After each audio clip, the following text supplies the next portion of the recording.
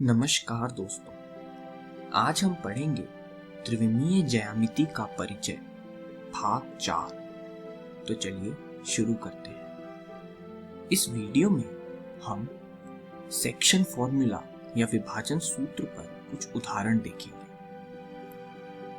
उदाहरण 1, बिंदुओं 1, -2, 3 और 3, 4, -5 को मिलाने से बने रेखाखंड को अनुपात 2:3 में अंतः तथा बाह्य विभाजित करने वाले बिंदु के निर्देशांक ज्ञात कीजिए। तो सबसे पहले हम अंतः विभाजन देखते हैं। मान लीजिए हमारे पास एक रेखा है जिसके दो बिंदु हैं A1, -2 और 3 और B 3, 4 और -5। अब दोस्तों वही बिंदु P X Y Z इस AB रेखाखंड को 2:3 के रेशो में विभाजित कर रहा है और यह इंटरनली यानी अंतः विभाजित कर रहा है। तो जैसा कि हमने विभाजन सूत्र के अनुसार पढ़ा था, P बिंदु के निर्देशांक हुए mx2 + nx1 / m + n, my2 + ny1 / m + n, mz2 + nz1 / m + n।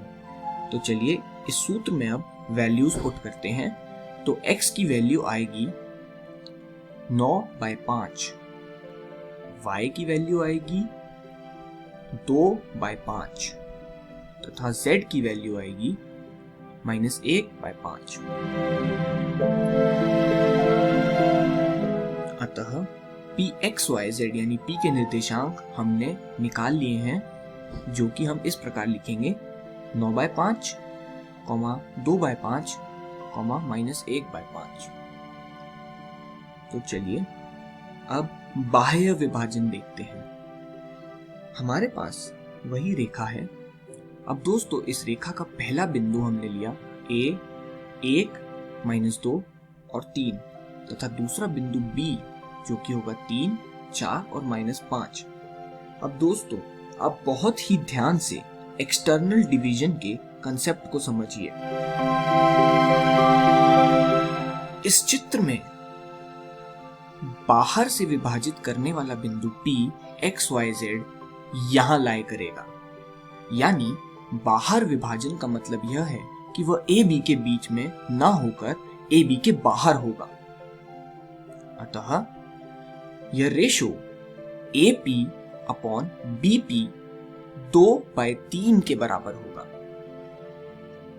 अब जैसा कि हमने बाहर विभाजन वाले सूत्र में पढ़ा था, उसमें हम n को -n से विस्थापित कर देते हैं, जैसा कि मैंने पहले बताया था। तो वह फॉर्मूला आपकी स्क्रीन पर दिया गया है। चलिए अब उसमें वैल्यूज पुट करें। तो x की संख्या वहां से हमें 3 मिल जाती है, y की संख्या हमें -14 मिल जाएगी तथा z हमारे पास 19 आ जाएगा। अतः इस प्रकार हमें P के निर्देशांक मिल गए जब वही AB रेखा को बाहर से विभाजित कर रहा है। तो उसके निर्देशांक होंगे -3, -14 तथा 19। इस प्रकार हमने एक्सटर्नल डिवीजन को समझा। चलिए अब अगला उदाहरण देखते हैं। विभाजन सूत्र का प्रयोग करके सिद्ध कीजिए कि बिंदु -4, 6, 10, 2, 4, 6 और 14, 0, -2 संरेख हैं। तो दोस्तों हमने एक बिंदु का नाम ले लिया A -4, 6 और 10, दूसरा बिंदु B 2, 4, 6 और तीसरा बिंदु C 14, 0 और -2। अब दोस्तों हमने ऐसा ही एक प्रश्न डिस्टेंस फॉर्मूला में भी किया था, किंतु यहाँ हमें साफ प्रश्न में दिया गया है कि यह प्रश्न केवल विभाजन सूत्र से होगा। तो आइए देखते हैं यह किस प्रकार होगा। हमारे पास रेखा है जिसके बिंदु A -4, 6 और 10 और B 2, 4 और 6 है। तो दोस्तों हम एक ऐसा बिंदु P XYZ ले लेते हैं जो इस रेखाखंड AB को k:1 के अनुपात में बांट रहा है। तो जैसा कि हमने पहले पढ़ा, P के निर्देशांक होंगे 2k - 4 upon k + 1, 4k + 6 upon k + 1, 6k + 10 upon k + 1। अब दोस्तों, हम यहां जांच करते हैं कि k की किसी वैल्यू के लिए बिंदु P और बिंदु C कोइंसाइड या फिर मेल खाते हैं, या फिर बिंदु P बिंदु C के संपाती है। तो P के निर्देशांक हम 14 के बराबर पुट करेंगे, जो कि C का x निर्देशांक है। तो हमारे पास जो वैल्यू आएगी, यानी k बराबर -3/2, उस वैल्यू को हम P के y और z निर्देशांक में डालकर उनकी संख्या C के y और z के हूबहू मिलाने की कोशिश करेंगे। यदि वह बराबर आ जाती है तो ABC संरेख है। तो यही वैल्यू k -3/2 आप P के y निर्देशांक में डालिए, तो जहां से हमें y निर्देशांक की वैल्यू 0 मिल जाएगी। अब वही वैल्यू k आप P के z निर्देशांक में डालिए, जहां से हमें उसकी वैल्यू -2 मिलेगी। अब यही -2 C का z निर्देशांक है, अतः y और z बिल्कुल हूबहू C से मिलते हैं। अतः हमने यह सिद्ध किया कि C 14, 0 और -2 वह बिंदु है जो AB को 3:2 के अनुपात में बाहर से विभक्त करता है, और वही पॉइंट P है, क्योंकि दोनों के निर्देशांक बिल्कुल हूबहू मेल खाते हैं। अतः A, B व C संरेख है।